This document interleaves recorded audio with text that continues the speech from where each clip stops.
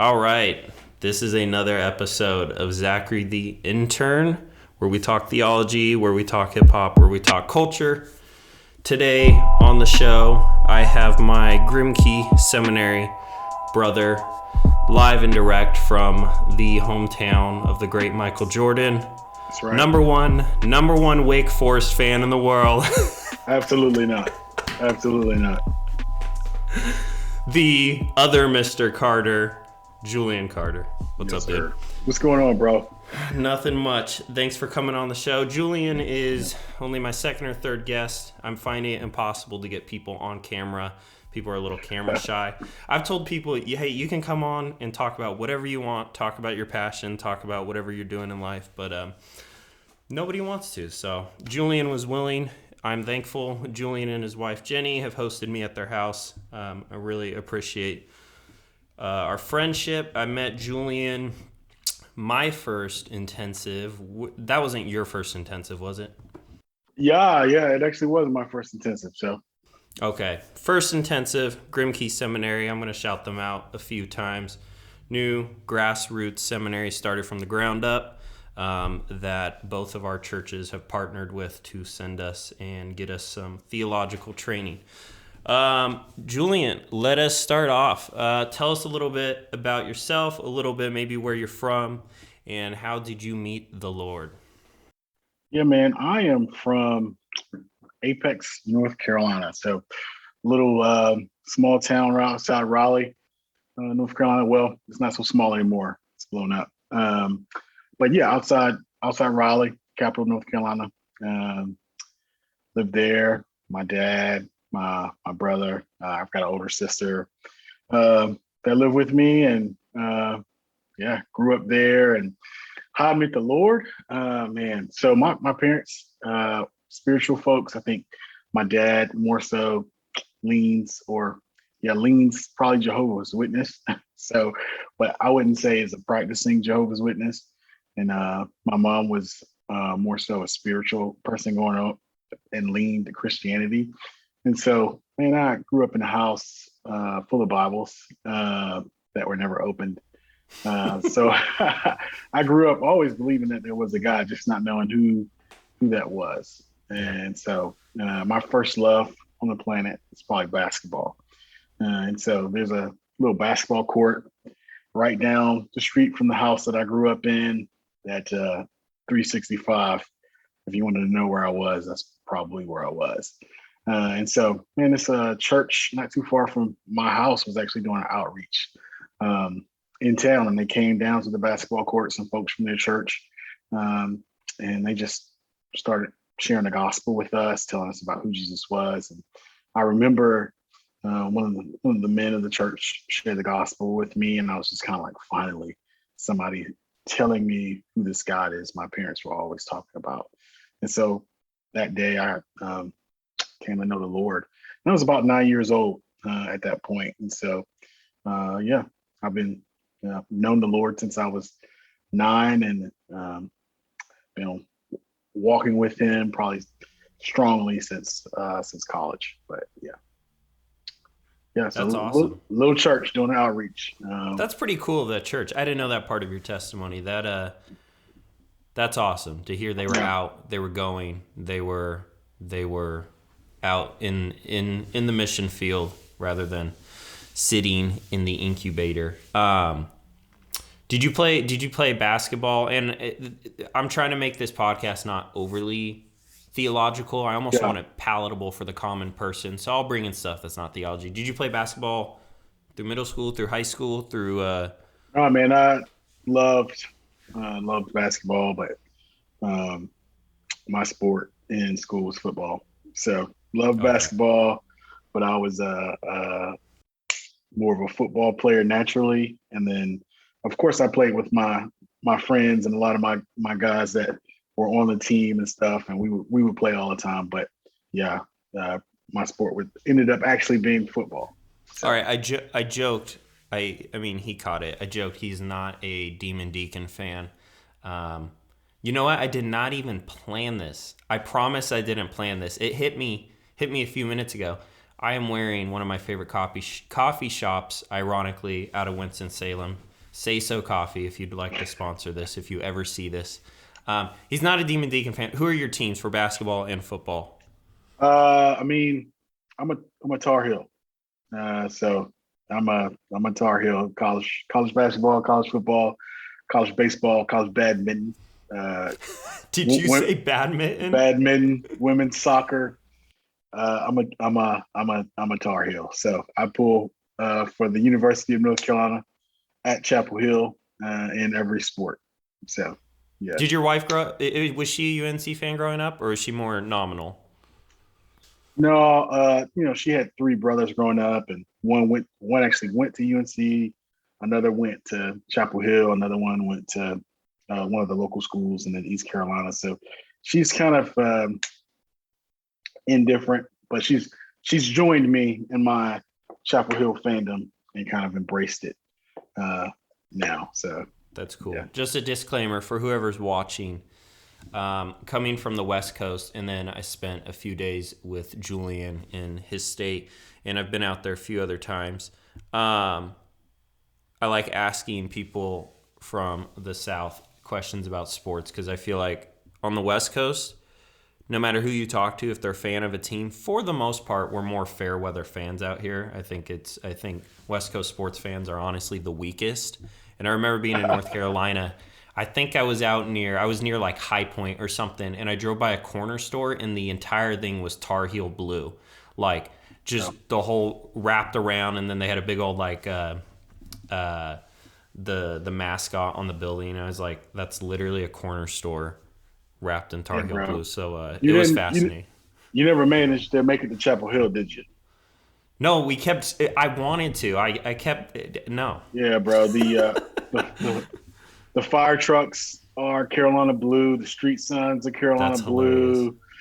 Yeah, bro. It is. Well, I mean, we drove I had to show her the Duke campus, my wife, the Duke campus, because it's beautiful and it looks like where they film movies and stuff. But I'm sure UNC is just as beautiful as there. But yeah, sure. If you like old castles and stuff like that, you love Duke's campus. So sure.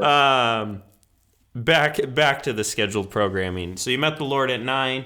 Did you get discipled at that church, or did you kind of get discipled in different places growing up? And No, man. I probably started walking with the Lord at 9, but didn't really become strongly discipled until college. I mean, some different people throughout, my upbringing, like especially playing sports. My football coach, my head football coach, was walking with the Lord and being, playing football. That was definitely impactful. And he's, I consider him a mentor to this day. I call him and text him on, and then just a couple other influential people that were also believers in my life, but didn't necessarily disciple me directly, but kind of indirectly. That idea of sometimes more is caught than taught. I'm definitely a beneficiary of catching some things from them about the Lord. So, and then probably started being discipled in college and really strongly walking with the Lord then. That's awesome. So maybe walk us through your introduction to CRU, what CRU is for those that don't know, and what your current role at CRU is. So kind of a threefold. How'd you get introduced to CRU? What is CRU? And then what is your role there currently? Well, yeah, man. How I got introduced to CRU. So when I graduated high school, didn't go straight to college. So I took some time, spent some time, work with my dad. He's a mechanic who's in business for himself. And so I worked with him for a couple years. And then, I took some classes while I was doing that, but nothing crazy, just some classes. And then started to, feel like the Lord was saying, hey, it's time for you to go to school. It's time for you to get back at it. Because I was planning to go to school, and so the Lord was kind of leading me in that direction. And so I decided on UNC Wilmington, and I had to find some place to live. And so I was finding a place, trying to find a place to live, and I found a place sight unseen with roommates I didn't know, unseen, and so I had to find a place. So I kind of pulled the trigger on the place, sent my deposit in, and I think I then got to Wilmington the night before classes started, and pulled up to a house. Didn't know what I was in for, but I was prepared for anything.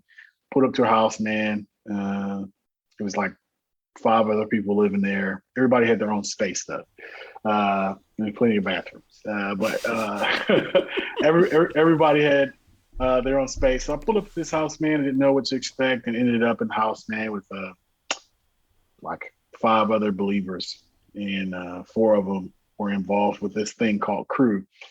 And so one of my roommates was actually the MC for some of the CRU meetings that happened on campus.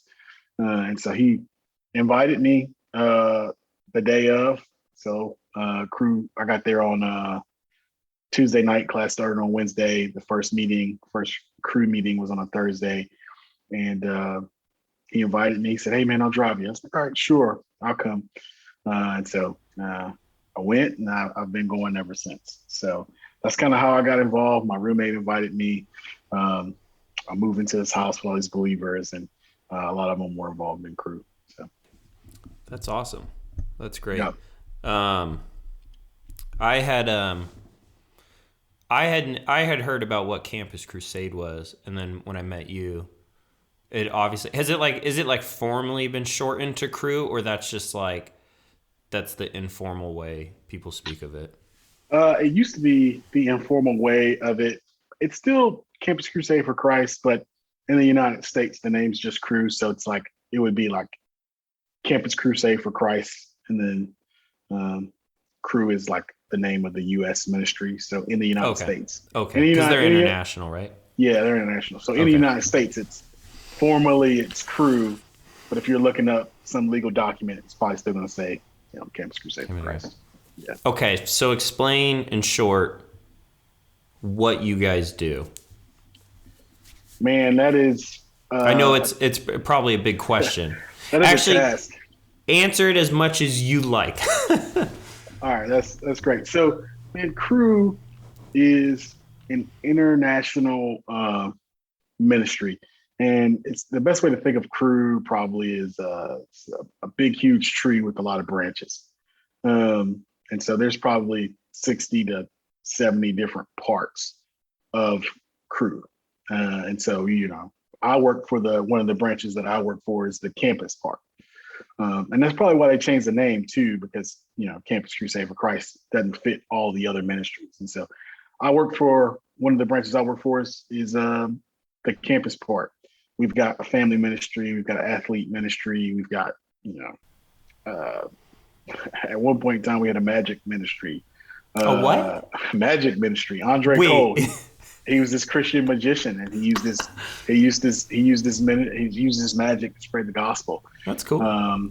We've got a ministry called Story Runners, and so that takes the gospel to cultures and places that have oral traditions, memorizes the scriptures, and shares the scriptures. Holy cow, that's dope. Yeah, that's one of my favorite ministries. So many different ministries. I can't even name them all. We've got Unto, which is like a disaster relief ministry that actually is some of the first people on site after a disaster, helping people recover. And so many different parts. And so I just work for the part that is focused on the college campus. That's dope.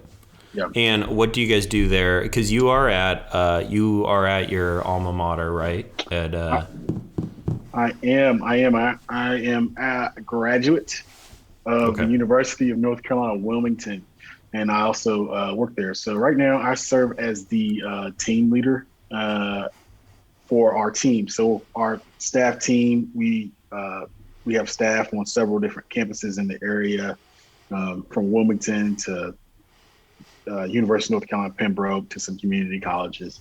And I help to lead a team of staff that are there to reach the campus with the gospel. So Dope. That's great. How big is your team? I assume it fluctuates. it does fluctuate. Right now, we're probably between 8 and 10 people right now. So Okay, cool. yeah, Awesome. yeah. I was telling Julian the other day, I wish we had crew in our area. We actually have a lack of four-year universities in area, but from what you just explained, it's so much bigger than just college ministry. Mhm. I'll have to look into if we actually have anything crew related in our region. But yeah, hearing him share what he's done when I was hanging out with him in person, even, and he drove me around the campus and everything, it's pretty cool.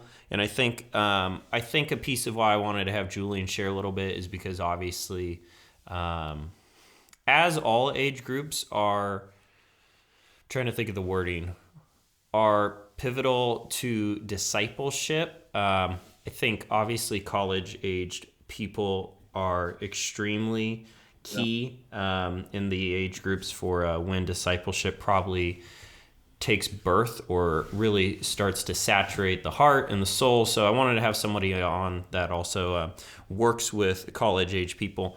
So kind of tied into what you just shared. In evangelism and discipleship, through what you guys do with Crew, particularly with college age people, what should the church know, the larger church? What should they know about what you guys do or what anybody really doing ministry with college age people should know? What would be a helpful, like, hey, there's this piece of discipleship the church could maybe improve on or even partner with us in, etc.? Yeah, I think what we aim to do is really um, crew is a part of the church, and so we don't really do anything. I mean, sure, we have our own goals and things we like to accomplish, uh, but we're a part of the church, and we want to partner with the church to reach the campus. It's only something like 1% of the world actually gets to go to college, and of those 1% of the world, most of those people are going to be your influencers. And so, if you can, Wow.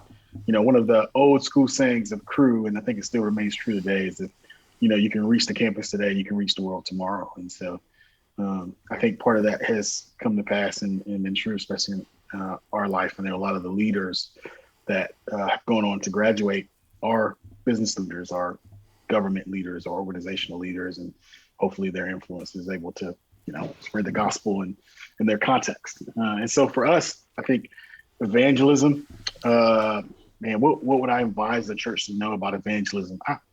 Man, college students are people, and they have issues and problems just like everybody else. And I think a lot of times they can smell inauticity. Authentic. Yeah. And so when if you're there to meet them and just preach at them and get them to know the Lord instead of getting to know them and who they are and build a relationship with them, they're gonna sniff that out from a mile away and really not want anything to do with that. And so, really, it's about building relationships, taking the time to get to know them. Sometimes we operate from this one up, one down mentality. Like I'm the elder person, you're the younger person. You just need to be quiet and listen to me.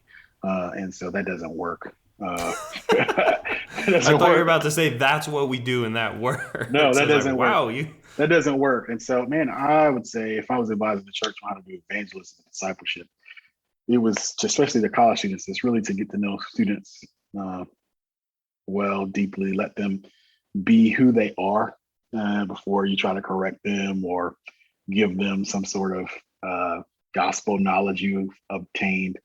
You really have to get to know them, learn about them, see where they've come from, hear their struggles, hear their pain, and then as you develop a relationship, you can actually share the gospel and then get into some discipleship and things like that. So I would say that's one of the key things I think the church could do.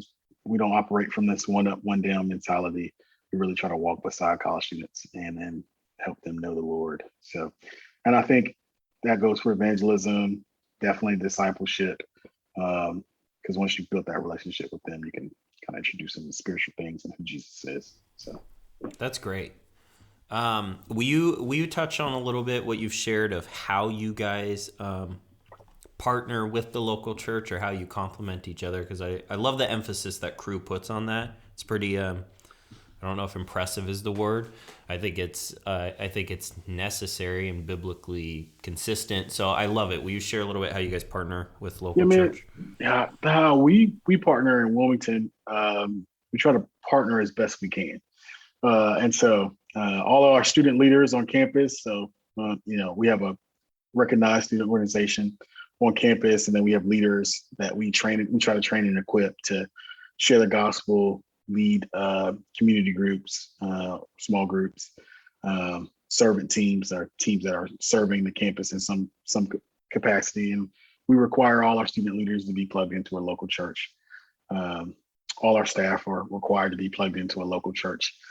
We have meetings during the week, and then most of the time they're like at night, music, games, and then somebody will speak. And most of the time it's a local pastor. We like to try to expose students to pastors in our area and get them plugged in. And we invite different churches to tell them, when the pastor speaks, we want them to, hey, I'm Pastor so-and-so from this church. We'd love for you to get involved. And we want to promote that.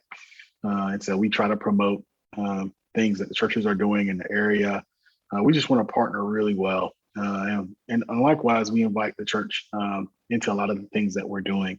One of the things we've done in the last couple of years, pre-COVID, is kind of have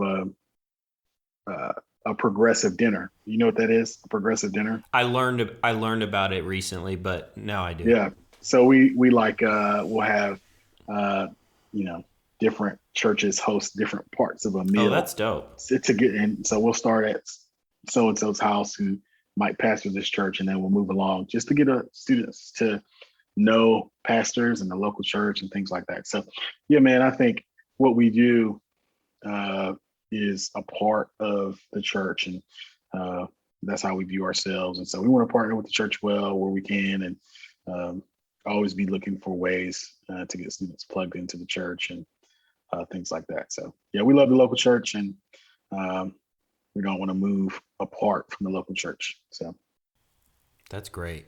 That's awesome. That is the majority of the questions I had. I said I would keep it brief. I try to keep my podcast short.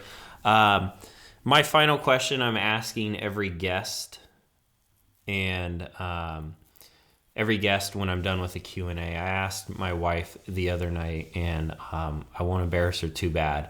But the question is, recommend a hip hop artist or an album for the viewers or the listeners. I asked her, she said a song, and then she said, doesn't so-and-so rap this one? I was like, no, babe, that's a good song, but that is not rapped by this person. who have people said so far?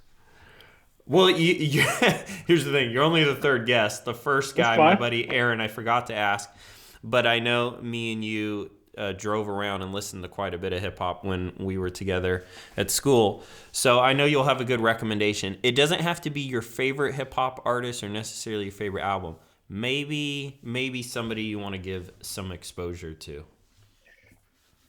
Ooh, man, that's a tough one. Who's your favorite for starters? Do you have a favorite MC?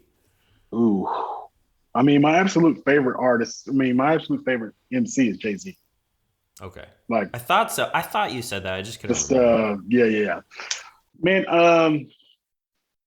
he doesn't make a lot of music much anymore. It kind of drops sporadically every 4 or 5 years. But Show Baraka's The Narrative album, I like Show. I think is a classic album. It speaks to so many different things. Political violence in the community, church hurt, churches, special needs, children, parenting. Oh yeah. And lyrically, he's incredible. And I think it took me a long time to really start to like his music, because I didn't think his beat selection was the best for a really long time. But I think the Narrative album by Show is really great. I think Jared Sanders off God Over Money Not a lot of people know who he is, but I think he's a really great artist. You introduced me to him. Was he the guy we were playing that night in Richmond? Yeah, He for was sure. good. He's dope. He's really dope. So, I mean, I'd say some of those guys, and then I'm in North Carolina. I'm a big J. Cole fan. He's right. I-95. That's right. He's right up the road. So, but I would say, Show Baraka, the narrative album, is probably one that I'm still playing and will continue to play. And I think a lot of people would love it lyrically if they heard it. So yeah. All right, everybody heard it. Did you know he does time to time like adjunct teaching in different schools? Yeah. Actually, he did some stuff at I don't know where he's at now. I think he's starting to do that pretty regularly. But he was actually at Wake Forest for a semester or two, teaching.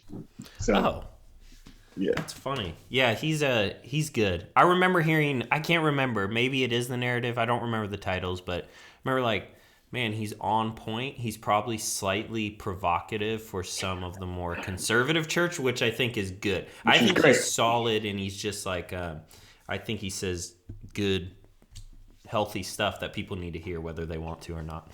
Yeah, Show's great, man. I'm a fan of his work and his music, and I think he thinks through things well. He's a little bit of a braggart, but that's fine. A bragger, you said? Like he flexes a little bit? Yeah, like Show knows he's dope.